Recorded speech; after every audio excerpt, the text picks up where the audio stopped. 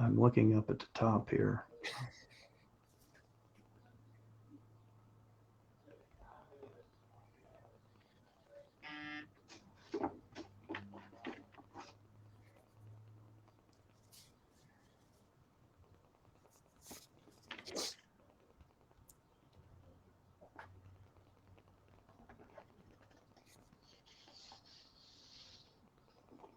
We are live.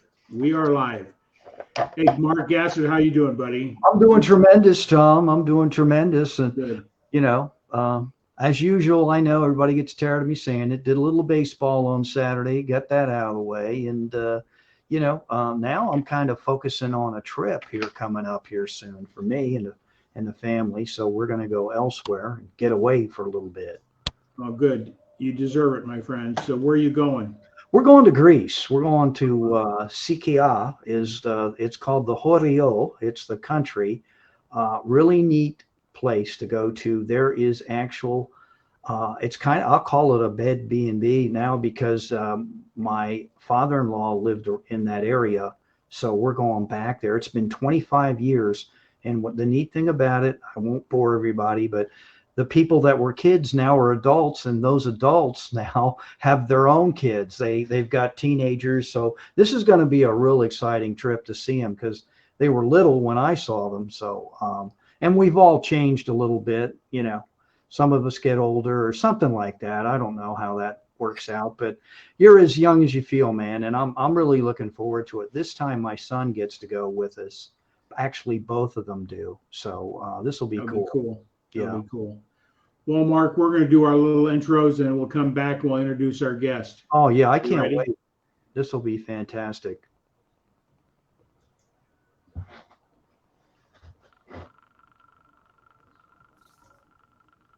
It's not playing, my friend. Don't know what's going on here today. This is the beauty as Tom's going to pull up our sponsors here of going live because you never know what's going to happen, and sometimes you just got to adapt, improvise, overcome, or, make it work. It's, hey, no big deal. I Still, see it. it's still, It clicking, but it won't kick in, will it's it? not playing. So what I'll do, Mark, is I will just share with everybody who our two sponsors are: ASEA, redox signaling molecules, and Be Connected. This is the platform we're on here today. Tremendous. It's going to be a very significant player in the social media, business media arena. You and I are both active players in promoting this platform. So Right. if you're looking for an all-in-one platform, cutting your costs by 90% in your social media arena, I encourage you to check out the Be Connected, either through Mark or myself. And then, of course, on the health side, our greatest asset we have is our health and ASEA, redox signaling molecules. Mark, you want to bring a bottle down? There you go. That's This is a scientific breakthrough, 6 Nobel Prizes behind it. It's cellular health. It's how our cells communicate. As we age, we make less of it. So they did something that science said couldn't be done. They did it. And it's been a miracle product for myself and my health with my knees and that type of thing. So that's our corporate sponsors. Walking, talking advertisement here. Here's the gel and here's the liquid, man. Right. So take your poison. Actually, I use these, and it helps me tremendously when I umpire. That's all I'm going to say.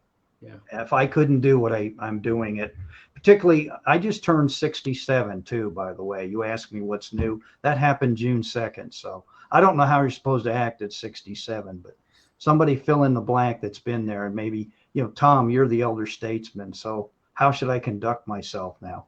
Just goofy. That's okay. Right. You can get away with it. The older you get goofier and more blunt, more direct as you get age. All right. That's a beautiful thing. I love it. Yeah.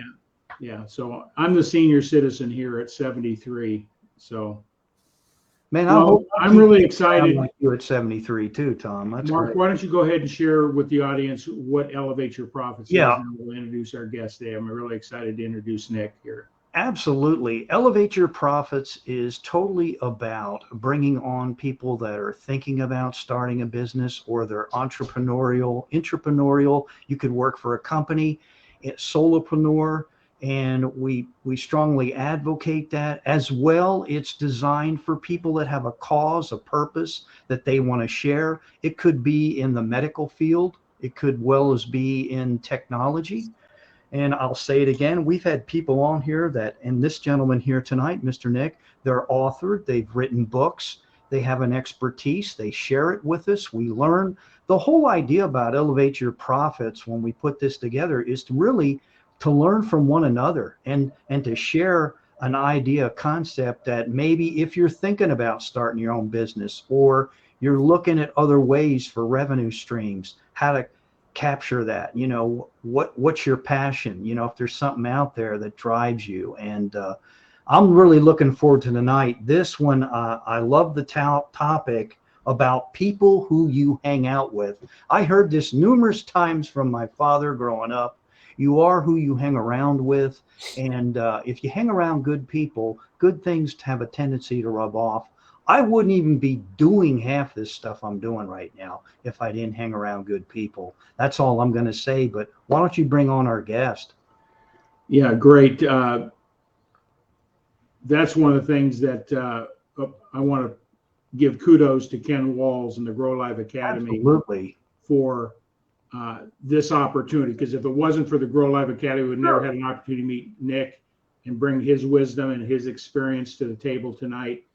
So we always want to give recognition to those that have inspired us and encouraged us and challenged us to do this live streaming. We've been doing this program now, how long, Mark? 2.5 years? Yes. Yeah. That's amazing. We've interviewed some very significant people, including Ken Walls and right. Benjamin Gay III, and if anybody doesn't know who he is, and a wide range of authors and business influencers. So we're blessed to have those type of connections. Has been very, very blessing for myself and my businesses as well. So without any further ado, I'm going to introduce Nick Ogilvie. Nick is part of our Grow Live Academy. And what I'd like to start out today with is, what are you grateful for today? I'm grateful for being able to wake up and to enjoy the day, right? I mean, that's the majority of the battle, is waking up and enjoying the day. I'm grateful, I'm grateful for a lot of things. I really am. I mean, grateful to have a loving family, grateful to have a loving wife. I just had my first grandkid.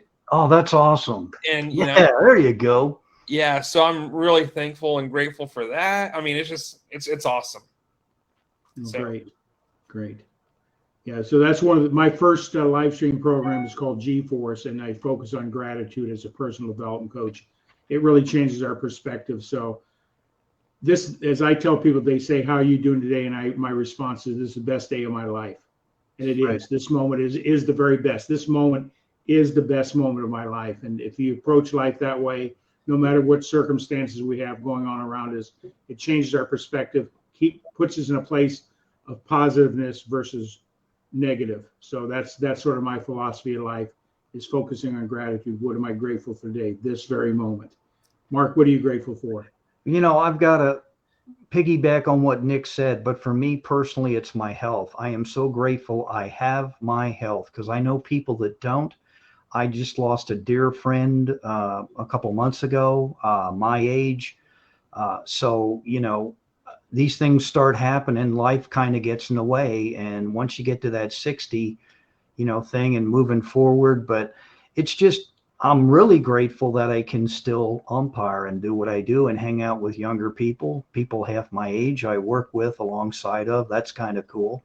And it's a challenge to keep up with them, but somehow I manage to do it.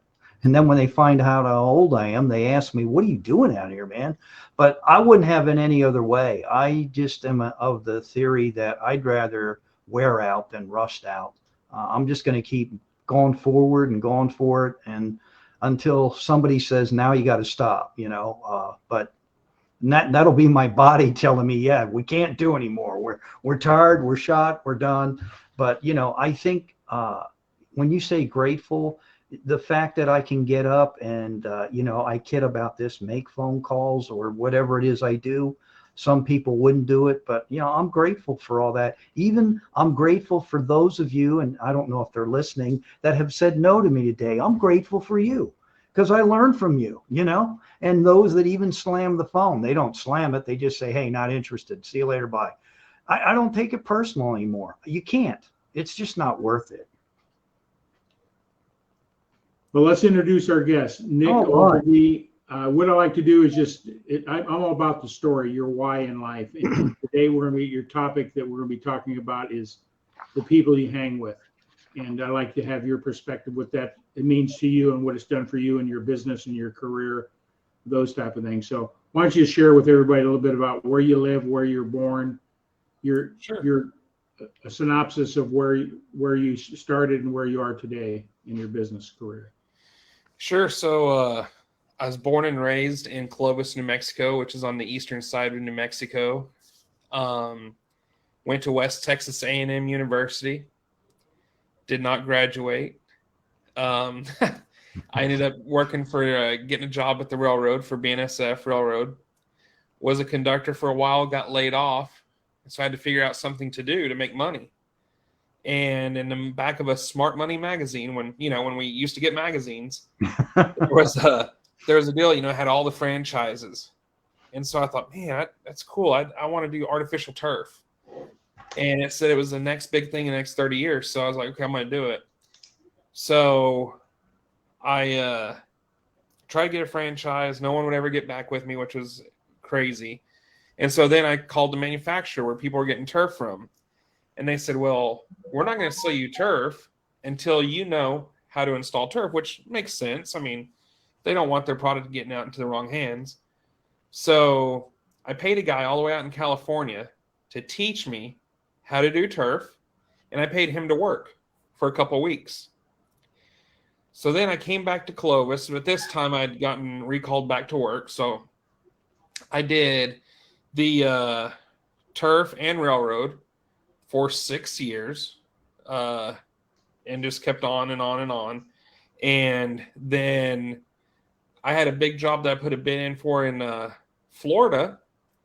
And so I was going on the railroad. I was going down the rails, and I get a phone call, and it was the guy that I got that told me I won the bid. Oh, wow. So when I got to the depot, I filled out the computer, our paperwork, which is on a computer, to tie up. It's called tying up. We tied up. And then I went into the train master's office and said I need to take a 2-week vacation starting this day. And so I was going to go work on my vacation, go make some money. So that's what I did. And when I got there to do this work and seeing all the money that was around, couldn't believe people were just spending money right and left. And I was like, okay, this is where I got to be. And I never went back to the railroad. Oh, wow. It was actually pretty crazy. So I never went back to the railroad. And then in Florida, you have I-4, 95, and 75. And I call it the donut. And so I had no clue where I was going to live in Florida. Didn't know anything about Florida. So I went up the East Coast. I found out, it's kind of a little fast-paced. I don't like that. I found a spot on the West Coast in Indian Rocks Beach, Clearwater area. And it was really slower pace and a great place to live. And so that's where I called home until 3 years ago. My grandmother was sick, so I moved to Frisco. And then from Frisco, I got a place here in Salina. And I've been here ever since. I still have operate out of Tampa, but here's the cool thing. So it kind of comes full circle. Now I have turf that's made for me, and it's shipped by the railroad. And I looked in the back of the franchise magazine to see what kind of franchise, and now I just sold my first franchise in Florida, in Tampa. So it's pretty crazy how it all just comes full circle. Wow. So, I mean, it's amazing. It is absolutely amazing. So that's my story. Well, that's one of those things that you didn't be dreaming about doing turf. I grew up playing football on AstroTurf, the original stuff. The college I went to in junior college, we had an AstroTurf. We hated it. It was like playing on the concrete road out here. It was that bad. Today, I'm sure those turfs are a whole lot better, because we, even in our community here, they just opened up a college team league, and they built a stadium for them with all or what do you call it, turf. Yeah, artificial turf. No dirt. There's no dirt on this field. Even where the base paths are is a brown product. When they slide, the little granules come out of the out of it. So is that the type of work that you do? Is Yeah, so I do everything from residential to sports fields. That's cool. I've done stuff, for the NFL.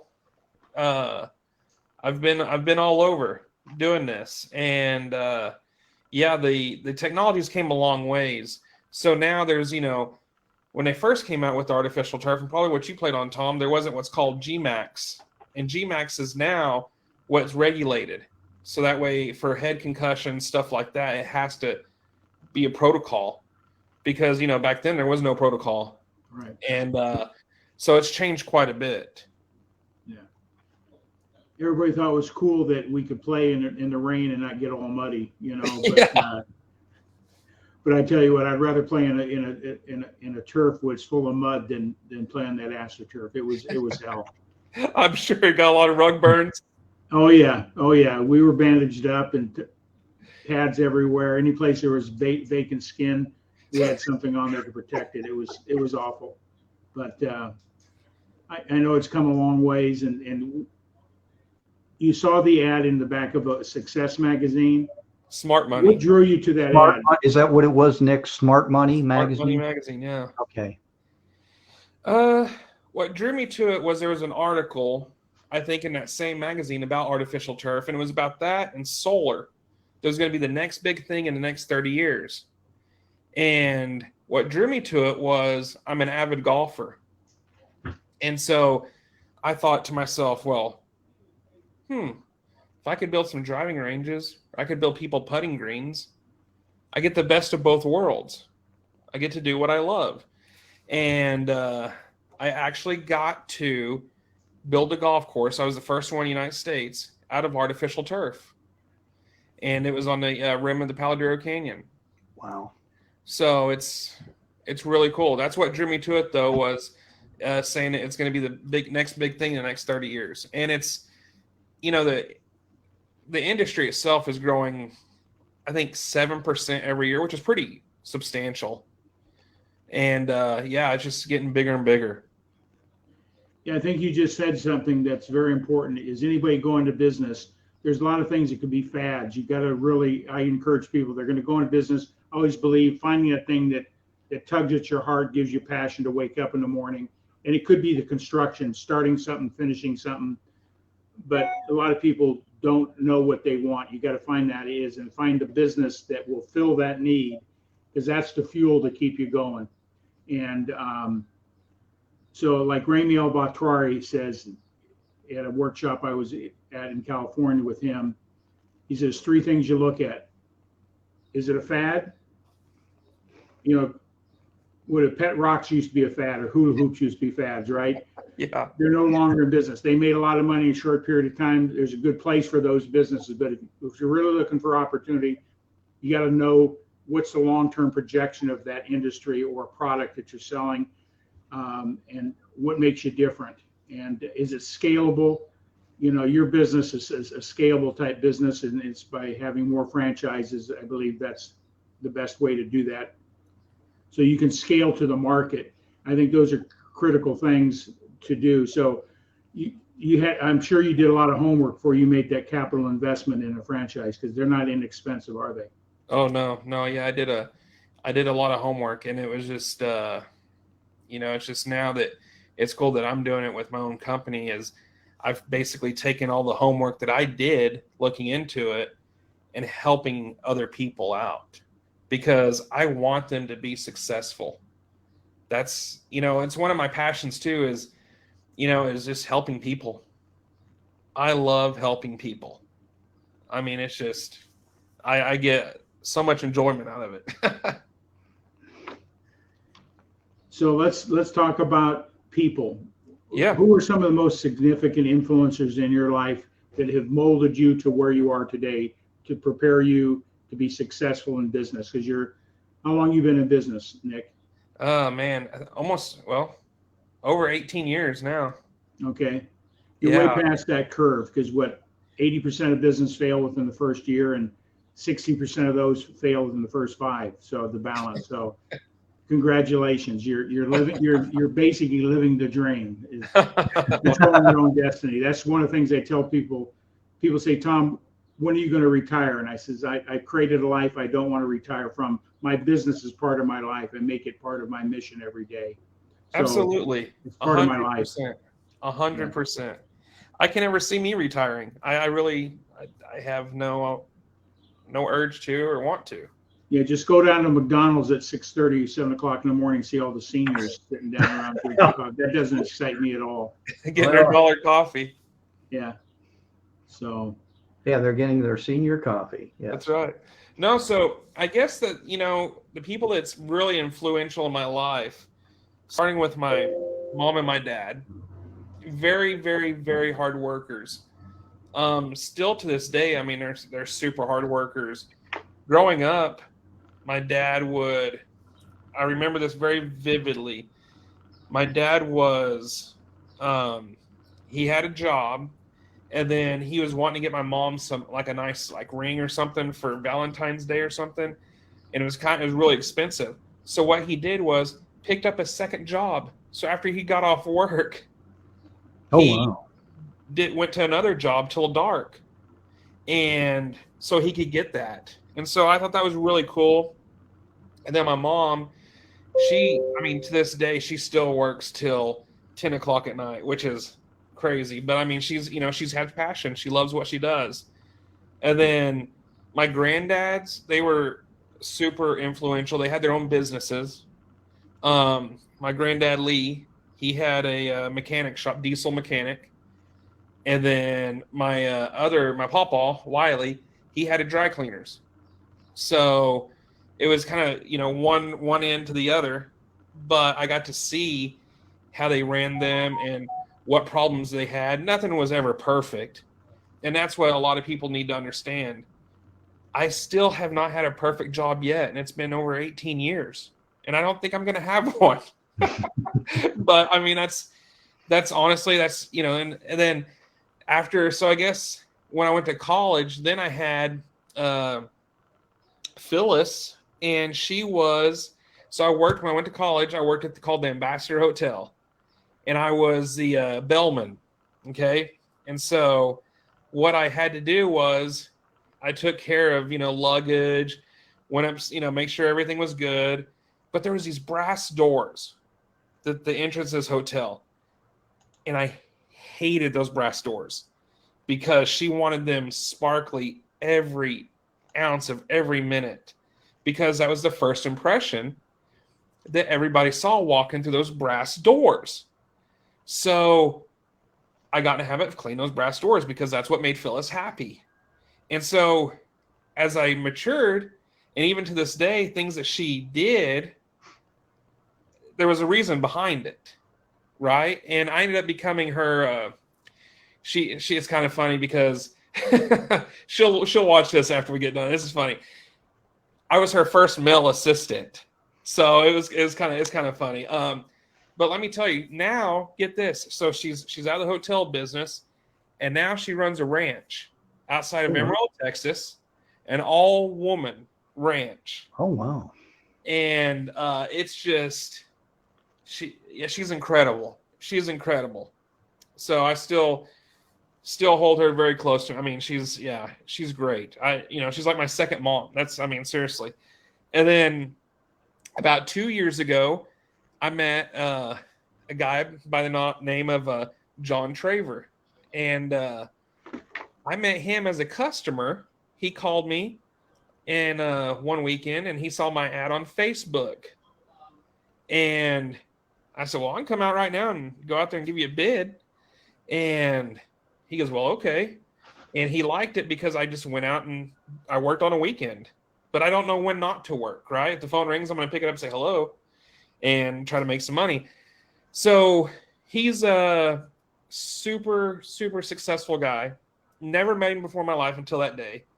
And now it's, whenever I see him calling or something like that, I answer the phone because I'm going to learn something from it, right? I'm really going to learn something. And that's something with him. Like he's very impactful. So I would definitely listen to John Traver if you ever get a chance to listen to him. He's a very impactful person. So that's it. And I just keep on rocking and rolling and meeting great people along the way, like Tom, Mark. I mean, right. It's great. Right. It's great. And that's hanging around the right people, right? That's kind of what we're going to talk about today, right, Tom? Yep. Yeah. So, because I come from a background of personal development, the results we get are directly related to our subconscious. Have you done any work with John Maxwell or Bob Proctor or any of those other type people? Do you ever? So I work on the haven't. mindset? I haven't worked with them personally, but I've read their books and stuff like that. I believe in doing stuff like that. And that's part of like the reason why I'm on Grow Live every Thursday night at 7:00, because it's just right. The group that we're in, it's fantastic. You learn from everyone. Yeah. So, and I believe in doing that self-help. I really do. Yeah. Because I think people may have a good skill or talent or an aptitude to do something better than somebody else in the marketplace. But if their mindset isn't correct, it can crumble down around it.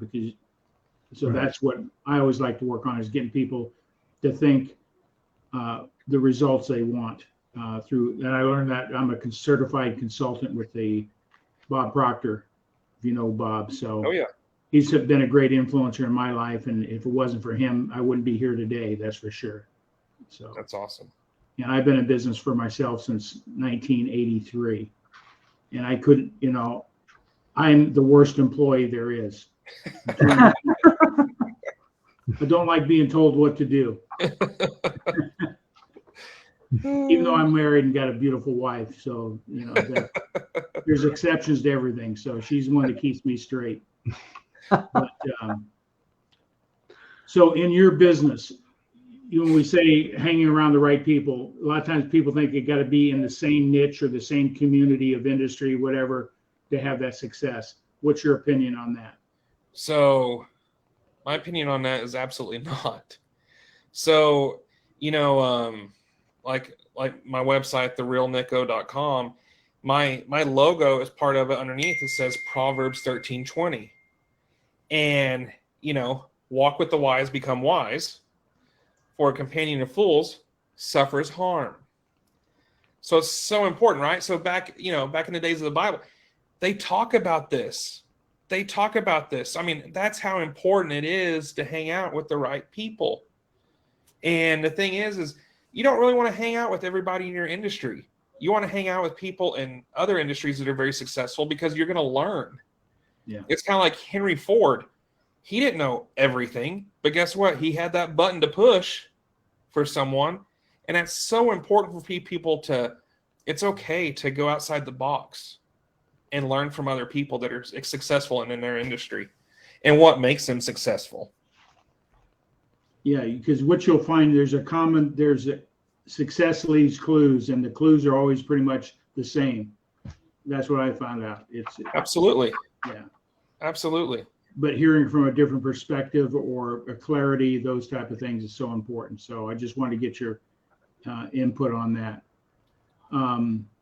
Because you never know who knows somebody that can turn you on to your next biggest deal, right? You never know who's going to want that turf put into their stadium or university. That's right. The case may be. You never know. You're always one relationship away. Yeah. Yeah. So what's your biggest project? My biggest project was probably the golf course. Building the golf course. That was a huge undertaking. That's a full golf course. That's not just a driving range and Right. That was 9-hole par 3. It was the greens, the fringe, tee boxes, and I also built them a driving range as well. So, Okay. yeah. And then, I've done stuff like the kid zones at Buccaneer for the Tampa Bay Buccaneers, some stuff for Hard Rock Hotels. I've done a lot of neat projects. But the golf course is probably my biggest one, I would say. Okay. So, but going back kind of to the people you hang out with, one thing I think that's very important is something that I learned. You have 3 rooms in your life. And a lot of people don't think about this. You have your acquaintances, your friends and family, and then your green room, which is your all, back, the backstage where everything happens, where your closest people are to you. And sometimes it's okay not to have, say, your parents or girlfriend, wife, whatever, not in that room, because sometimes they may be negative, but that's okay. That is okay. So usually what I try to tell people is list who's in your friends and family room, and then list who's in your green room. And then when you list the people that are in your green room, I want you to take 3 of those people out of it. Because there's a reason why. I mean, there's something they're negative here, negative there, right? So sometimes they may not leave you with very many people. But that's okay. And your green room changes time to time. So it's really important to know who your tight-knit group is for people that you hang out with. So Yeah. Can I ask a question here, Nick, as you were sure. talking to us about that? What was your biggest challenge? Like, this is what people need to hear, and I like to hear some of your struggles. Like when you first got in this industry, obviously you didn't know everything there is about turf. Right. And they were probably figuring, why should we even let this guy that's a conductor on a train get involved in this industry? Because, it's one thing to know what to do, but then it's another to know how to do it well. And I think we all evolve at some point in time. But can you share a moment? I don't care if it's funny, like where you were like, felt like, wow, why did I get in this thing? Am I really is this project going to be completed on time? Am I going to get paid on time? Sure. The financial end of things, everything, Yeah. everybody goes through this, Yeah. whether you run a household, you have a budget. So now here you are in your business. Now you've added another layer of stress. I call it the stress sandwich, and everybody has to take a bite out of it sometime, but it's a matter of how you handled it. Could you share with us about that? So even though I worked for the railroad, I was, some people say fake it till you make it, right? Well, I did faith it until you make it. I believed that I was going to be successful. I believed that I was going to do this and do that. And Mark, I will tell you, when I took the leap of faith of not going back to the railroad, what I did was I knew that pet facilities needed turf. I knew some hotels needed turf. I knew apartment complexes needed turf. And so what I did was at night in the hotel room, because I didn't have a house at the time, I would get on my phone and say, okay, I'm going to look up Google. Where's the closest nearest hotels? Where's the closest dog facilities? And I literally would just go up there. I wouldn't call. I just go up there. Right. And I had my 3 samples that I go with. And you got to be a product of the product. You have to believe in what you're doing. Because if you don't believe in it, I guarantee you your customers are not going to believe in it either. They're going to say, this guy's a little bit hesitant about this. I don't know. I asked him a question and he was like, you don't want this. So it's believe in the product and have belief in yourself. So, the financial stuff, that's not fun. It's not. I try to get a loan to get, my business going. And everyone said no. Right. Everyone said no. I even went to the local college and did the SBA deal and helped me do the business plan. I mean, I thought I was on top of the world. I go into each bank. Here you go. No. No. Right. So it's okay to be told no. And it's okay to be starting later in life. Bob Dill, there's a book called Decade by Decade. I would definitely read it because it goes by decade. And like Julia Child, she was 50 years old when she wrote her first cookbook. I mean, Sam Walton didn't get really started. He failed numerous times at retail businesses. And when he hit 40 years of age, then it's really when it started picking up. Right. So you just got to keep going. Right. You got to have some grit because it's all about grit.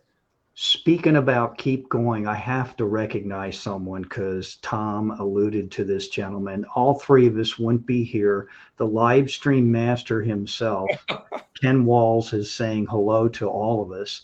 Ken, we really appreciate you That's and what awesome. you do. Ken, I can tell the story real quickly, but if it wouldn't be for him, I wouldn't be even remotely doing this or even selling through this medium, man. So, just want to say thank you, Ken. And we did not forget you. We appreciate you. It really doesn't get better than Ken Walls, right? No, I mean, he's one of those guys that he will take time out of his busy day to help people. Yes. And as successful as he is, like, that's awesome. He picked up the phone and called me, and that kind of stuck in my mentality because I said, here's a guy that actually picked up the phone and called me. So I have a lot of respect for people that do that. Absolutely. So, yeah. Yeah. As a been in business for myself since 83, that's one of the greatest, what would I call it, aggravators I have is I don't understand how some business people stay in business because they don't communicate. They don't respond. Right. They don't even want to tell somebody, no, I'm not interested. They ignore you. They go ghost on you. Yeah, I don't understand how they can stay in business. I believe you should be communicating the good and the bad and the ugly at all times with your customer, and why. Right. I'm not ready. It's money issues, or I found a more competitive product, or whatever the case may be, or I'm just not ready. Right, Mark? Yeah. I'd rather deal with those than than people just go ghost. Sure. Or not. No means, hey, I'm not ready now, but maybe later on. But I bet you, Nick, you probably heard this one. I'm not interested. And you feel like saying to them, okay, you're not interested in what? Or you're just not interested, but not sure. Is it fit? Is it functionality? Is it finance? Just tell me. That's right. Just say it, and then we can start from there. So many people are afraid to say it, like, yeah, it's finance. Okay, well, let's work something out. Let's create a payment plan. Let's do something. I'm sure you had to get creative out there in your industry. Oh yeah, it's the thing is like I finance customers, and stuff like that. But it's the thing is like when people reach out to you via Facebook or any platform, right? And they say, well, I probably don't have the money for it, or I don't have this. I always tell people, let me come out and give you a bid. And they're like, really? Because that way, at least you know where you're starting from. You know where you need to start budgeting. I don't care if you don't buy from me that day. Let's just get you where you know what you need. Because there's so many different turfs out there. Let's get the one that fits your specific plan. Right. That's cool. So did you create your own franchise company, or you affiliated with it? No, it's my own. It's my own. You created one? Yeah, and so what happened was, towards the end of last year, everything started going up. And my profit margins went extremely. Actually, July 11th of last year is when I saw that my books, and I was like, wow, I went down to 11% by the end of the year, which is absolutely horrible. Absolutely horrible. So I had to think about it. Why did it go down that much, right? well, first, people need to make more money now because things are more expensive. So now you have to figure out, okay, what can I do? And then mine was, if I could get the turf made for myself and I buy in bulk, the cost of it comes down. So now my profit goes back up. And so then I thought, well, now that I do this, now if I get people doing the franchise, now their cost will be up. They can, start at 30% profit margins or 40%. And if it goes down, it's okay. But at least you have the ability to come in at 30 and 40% profit margins. So that's why I did that. Cool. Yeah, knowing the logistics of your business and it's so important, and that's where you come in as a franchisor. That's right. When I had my photography company, I was looking to I did youth sports photography from little T-ballers all the way to college, the team pictures and custom artwork and all that stuff. And I was looking at creating a franchise for other photographers, how to create, because I was trained by one of the best sports photographers in the country. And I says, I can replicate and duplicate this. I can scale this. So I looked at creating a franchise. Well, guess what I found out? That's a complicated place to be as a business structure, all the regulations and things you have to comply to. So there's 4 legs on a franchise. I decided to move my business to a licensing agreement. Okay. Which is 3 legs of a franchise. And it made my life so much easier. So it's really important for people to really understand what is a licensee agreement, a franchise agreement, partnerships. All those things are so important. You need to do your due diligence on the business relationship or the entity you're going to use. Do you coach people on that as well? Say what? Do you coach people on that as well? I do, yeah, because even you can go further, dealerships as well, right? Like you have to. And it's fine because, we were talking about Ken Walls earlier. Well, I had him redo my website and everything, and there's actually on there Turf Biz Academy. So on my front page, wow, that's cool. Yeah. You can do the Turf Biz Academy. And so if people are scared of a franchise or something like that, that's fine. Join my Turf Biz Academy, and I'll help you through that. So we kind of go through every, okay, you don't have the finances to do the franchise, but okay, let's just go this step. Let's go this route. So yeah, Tom, I do. I work through everything with the people. Like, okay, what scares you about this? Okay, let's go through this. This is what I agree. Taxes on this one would be a little bit, worse than on this one. So yeah. Yeah. Yeah. There's so many different types of business entities out there. That's one of the things we like doing here is let people know what the options are. A lot of people are very, what I call siloed in thinking in business. They think storefronts, they think those type of things. Don't understand franchises, they don't understand licensing agreements, so on and so forth. They don't understand network marketing and the value of those type of businesses. Oh yeah. And I think network marketing is nothing more than a franchise opportunity. Everything's set up for you, the product, distribution, everything's handled for you. I agree. 100. I agree 100%. My wife, she's a network marketer. I have friends that are big time network marketing, and they're actually the leaders of their company. And and it's great too because it also, a lot of people don't understand that it has great tax benefits as well. So that's there's a lot of different reasons why you should do that.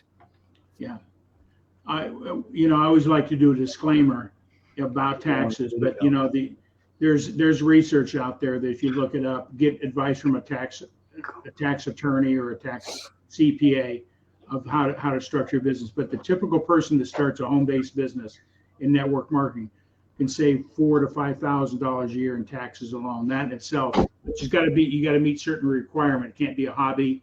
Right.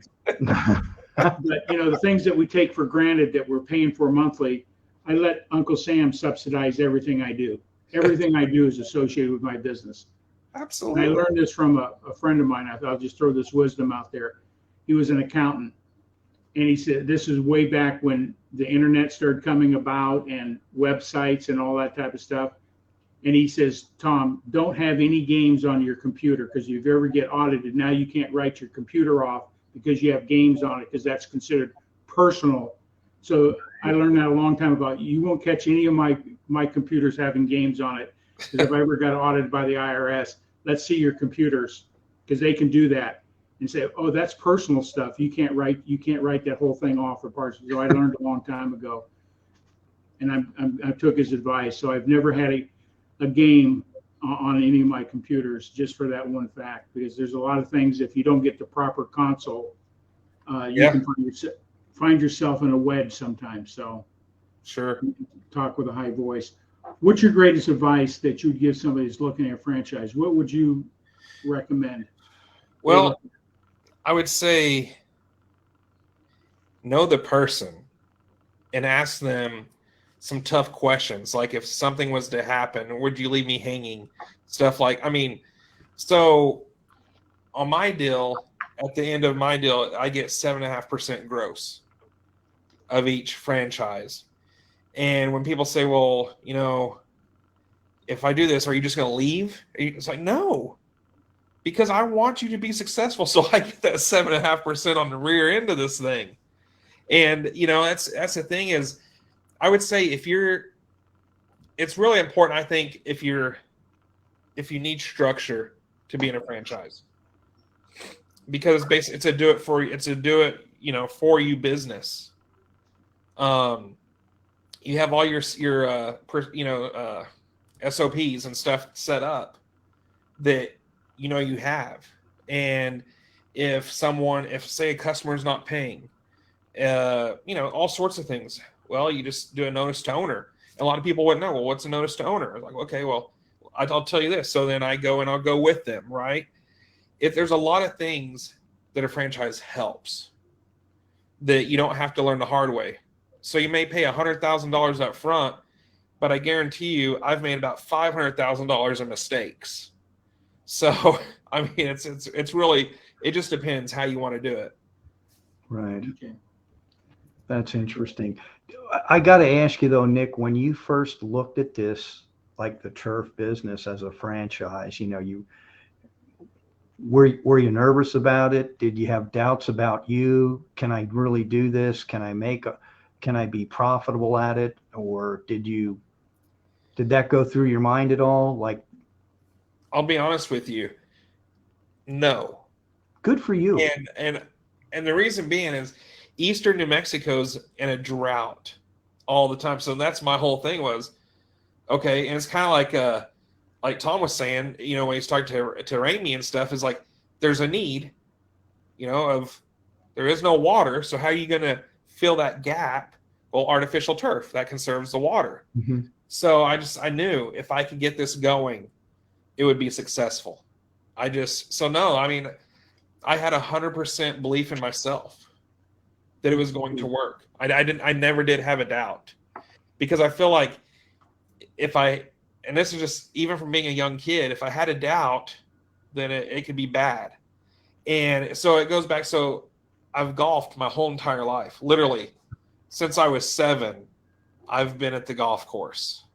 And playing golf, you have to vision your shot before you hit it, right? You go say, okay, well, the pin's in the left, you know, the left back, and you got a slope here, so I'm gonna have to hit it on the right side, so it curves into the hole, right? So that's how I do everything, anyways. So at the age of 7, I already started learning how to focus on my outcome that I needed. Good deal.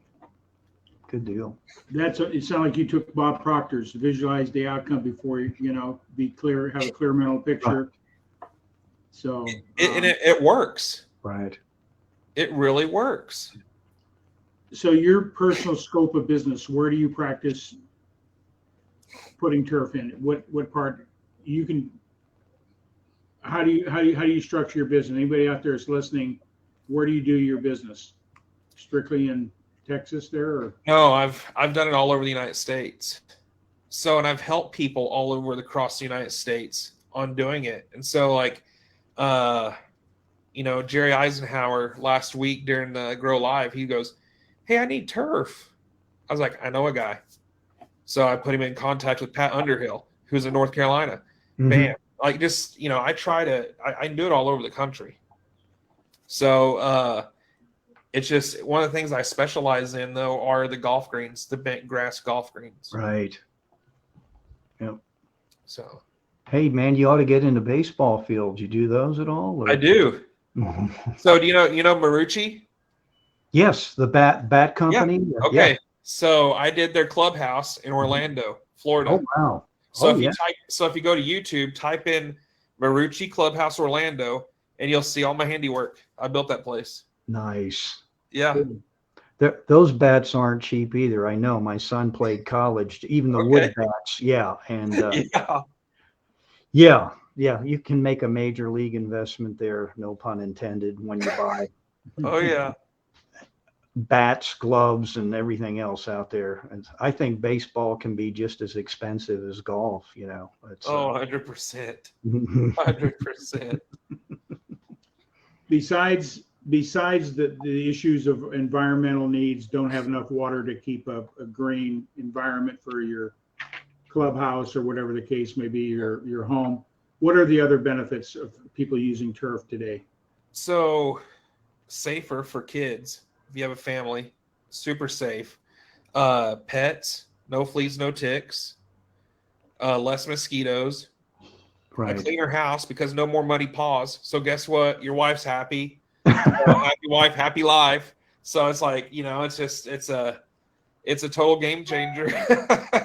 So yeah, it's commercial. So I do like Mercedes-Benz, their dealerships, and put turf around stuff because they don't want the sprinklers coming on and put water spots all over the Mercedes.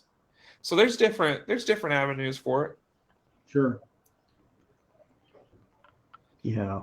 You know what? When you talked about turf and Tom was talking about his days, and I remember when it first came out, and the football used it and they used it up north and people's heads would bounce off that hardcore turf. Even at the old Georgia Dome, since I live in Metro Atlanta, it's totally different now, the type of stuff they use. But, because you'd see this real thick mat and I said, what's that? Oh, that's the field. I'm like, oh my God. And underneath there's concrete and, no wonder people would get injured. But yeah, it's pretty wild stuff. It But I is. remember that stuff in the trade show industry because that's what I worked and they were promoting the heck out of it, like a lot of the different, there was one group, it was, what do you call groundskeepers for actual golf greens. It was in South Carolina. It was pretty cool because they were coming out with this newer product and they were talking about turf. And they said, this is going to revolutionize golf. And so it was kind of neat. Yeah, it's pretty cool. It really is. Yeah.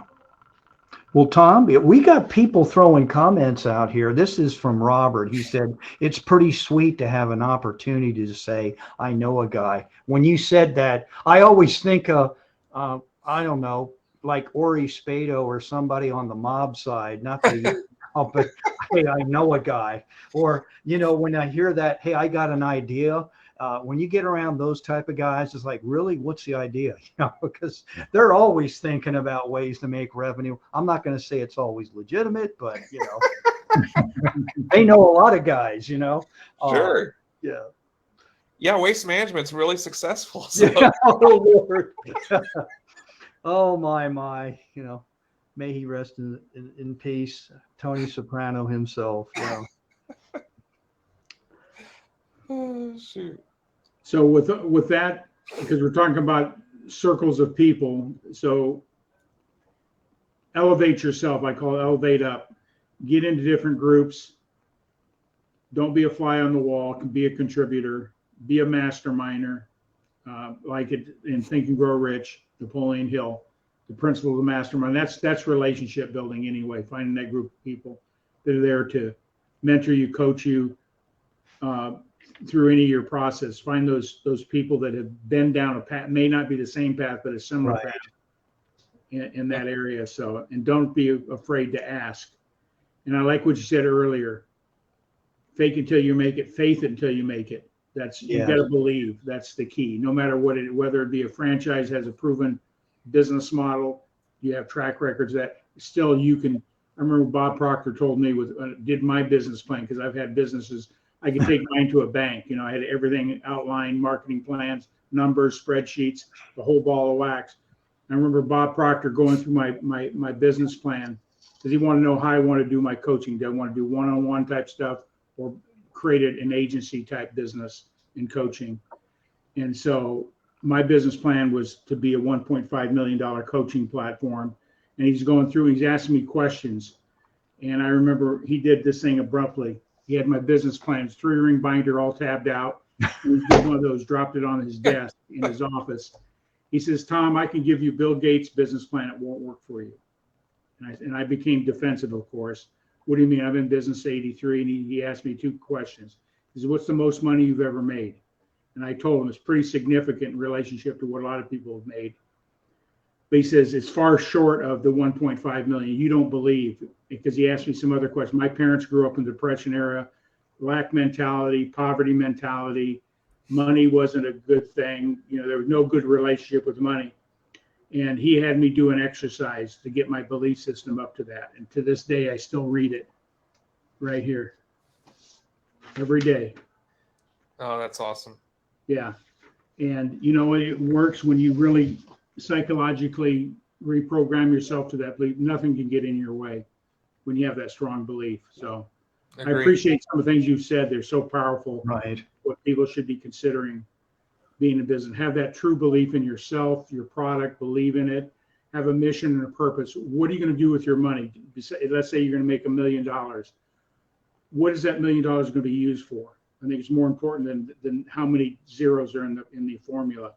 Is That's what right. are you going to use it for? How are you going to serve your family? I believe that's number one. How are you going to serve your community and what that looks like, and how can you be a giver to giving back? Are those your principles as well? Yeah, I think that's so important, Tom. You hit the nail on the head. How to be a servant to others. And I mean, people that know me know that that's exactly how I live my life. If I didn't have a dime to my name, I would still try to find a way to help someone else. You have to have a servant attitude and help people. You really do. Yeah. Sometimes that extra investment in time or energy or concern gives you a bigger paycheck in the long run in life. 100%. 100%. And I believe in the principle Maslow teaches. And great business people, number one, they recognize they have 2 ears and 1 mouth, and they understand this one principle. It's Maslow. If you can communicate with people, do you see me? They want to know, do you see me? Do you hear me? And do you really care? Right. If you can do that in your business, you're going to hit home runs every time you get to the plate, because people know that you're coming from that place. You care about them more so than how big your paycheck is. People can sense that as well. Yeah, and it's kind of off the subject, but when you said see me, I think it goes back to being consistent all the time as well, right? And being consistent is what drives profits as well. Yeah. So if I was out there looking for a franchise, where would you put the turf businesses in the category? Where would it be ranked as an industry to be in? Would it be in the top 5 or 10? It'd definitely be top 5. Top 5. Okay. Yeah, it'd definitely be top 5. Is that because of the sports, construction? That's right. Yeah, I mean, everybody's going to it because there's a book called Last Drop for Sale. And, and I firmly believe that water's the next oil. And I mean, it's going to have to be with the population, everything it is. Right. And all the construction. I mean, that's why it's so popular. It's easier to maintain. There's parts in South Florida and out in California that they don't even let you have gas blowers no more. Right? I mean, because they're so honed in on the environmental impact. Yeah, right. And so it's just going to get more and more like that. I mean, just like, for instance, electric cars. You see more and more electric cars now. It's just part of it. Right. And another thing too is that organizations that have to maintain turf, when you go to an artificial situation, that cuts labor down dramatically. It does. So it cuts labor down, but then like your cities and your stuff like municipalities that have this as for their sports stuff. Mark, you umpire, Oh, I would welcome it because I'm tired of inhaling dust in between right. games. And though, if you have a rain out, it's a rain out. Yep. But with turf, it's not. It's not. And You're right. And the cities are going to make that revenue. Because this year we've lost like 5 tournaments because of rain, And they bring a lot of tax dollars. Yeah, they do. Yep. all the way from 8 years old up to like 17, Yeah.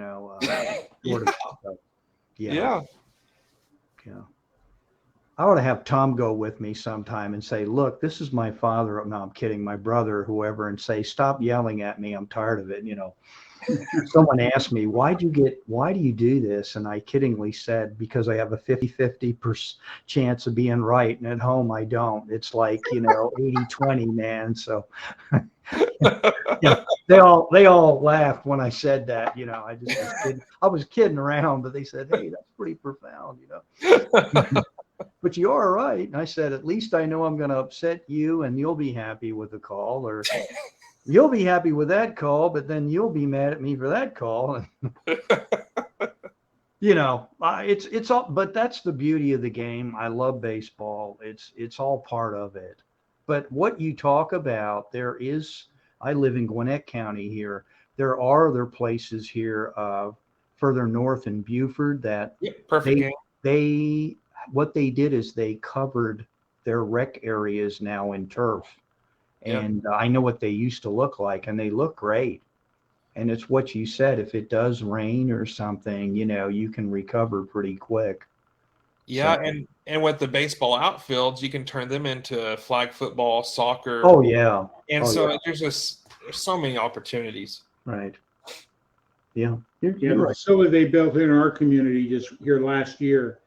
It's phenomenal because like tonight, there'll probably be a soccer playing, or what do you call it?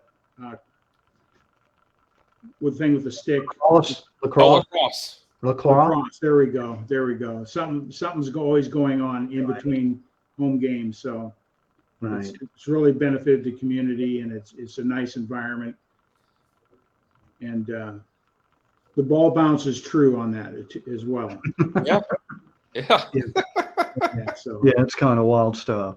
I tell you what, an hour goes in a hurry, doesn't it? Yeah, it does. You're having a good time. Right, for you to hang with. In closing, to anybody out there in business, what would be your secret sauce or your wisdom you want to share out there with anybody out there that has a desire to be in business? Grit. You just got to have grit. That's the secret sauce. Just when you think you're about to give up, don't give up, because you're right there on the edge. So that's what I'd say. Just grit. Okay. Thank you. I agree 100%. Grit will get you past your IQ. I guarantee you. No, absolutely. Yeah.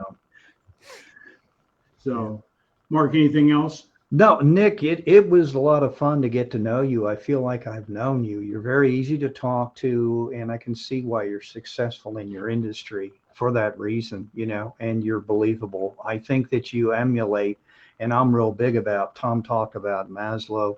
I trust, help, and care. That's what it's all about. And when people know that you come across from that, inner being of trust, help, and care, hey, this guy's not just trying to sell me something, they look at it differently. And, they really do. Yeah. And I'm not just talking about trying to sell things, or it could be a concept, an idea. It could be someone that, public speaking, I'll kiddingly say this, politicians, who you're going to trust and vote for, but it all goes hand in hand. And, so we take it lightly, but it does go a long way. And treating people with dignity and respect that's what it's all about. It really is. Nick, I put your email up there. If anybody would like to reach out to you, there it is. They could reach out. I know you'd lead them the right path. Somebody's inquiring about franchise, whether it be the turf franchise business or any other franchise. I think Or it'd be any. a great, That's right. great place to start. Get that feedback from somebody is doing it and that type of thing. So That's Absolutely. awesome. Yep. Mark, in closing, anything else you want to share? Well, I'll tell you what, I ought to turn some of these LinkedIn people that are DMing me. They're not friends, but they're wanting me to go in a franchise, and it's just kind of wild stuff. I don't know what half of them are, but I don't know how they got my name, but they keep sending me, messages. Hey, you'd be great for. Do you have time for a couple hours or an hour or something? It's kind of. Have you got one for artificial turf yet? No, I have not. No, okay. I have not, but Lord knows what some of them are. And I would talk to you about a franchise, not even if it was outside turf, because Sure. you'd lay out the plan and say, hey, here's what to expect. This is what it's going to be. This is how it's going to be played out. Because I think, when you're dealing with salespeople on the end of it, they're not going to tell you all those things. No, never. And you got to be transparent. Right. And my thing is I'm going to be transparent because these are people's lives. Right. They're trusting with you that they have families. They have Right. like, Right. and the thing that you want to do. You're not going to leave them hang is what, like Right. when I ask you that question, Yeah. And, not every person's going to be a great franchisee.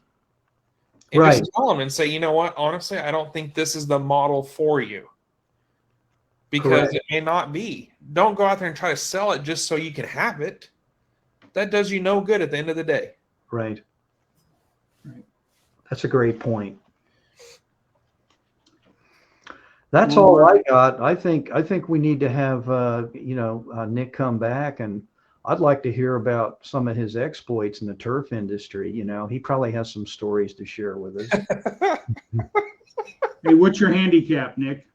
Oh, man. So back in the day, it was a +1. That's a striker. That's for I sure. hadn't played in a couple of years, and I went out during Memorial Day weekend and played. What'd you do? Well, 85. That's not bad. Take 85 all day long. Oh, Well, what's funny is, my son has become, after baseball, now he's into golf, like to the nth degree. And I've got some clubs from about 20 years ago. And, back in the day, we went on a vacation at St. Pete and we played, and he was really getting into it. And my younger son said, gee, Dad, you ain't doing too bad considering you haven't played for how many years. Man, that infuriated my son. So then we had to sit there and watch him work on his swing and watch on this. And it's like, 100 degrees. And we're like, look, we were in the car in the air conditioning. We're like, we want to go. We want to go back to the beach. We just did this for fun. And my son's really an avid golfer. In fact, he lives now on a golf course, his home. So I know, yeah. I can. So when he has kids, look out. They're. Oh yeah. I know one thing about baseball players. They make great golfers because they got that hand-eye body. They can dial in a heartbeat. Yeah. So, Oh yeah. He didn't play that much when he was playing baseball because of the swing, But now, he doesn't care. He's out there doing it. But yeah. Well, Nick, we appreciate you being here. Anything else? And we're going to go ahead and sign on. We'll see if we can get our widgets to work here tonight. Yeah, at least. Just thank you guys for having me on. I really enjoyed it. I really did. Good. We enjoyed you as well, my friend. Glad to know you. Absolutely. Same here. Thank you, Nick. I'll use the commercial they have here in Wisconsin. It's a window and siding company. The name of the company is Abbey Windows. And the commercial goes this way. If you know a guy that does windows, say no, but I know a gal. So there we go. Oh, man. She leveraged it. She's a big time. I've met her personally. She's a big time businesswoman in our area. And I love that line. No, I don't know a guy, but I know a gal. Yeah, that's good. Yeah. So you guys take care. Mark, I'm going to go ahead and see if we can play one of our Be Connected. Oh, that'd be cool. Here we go.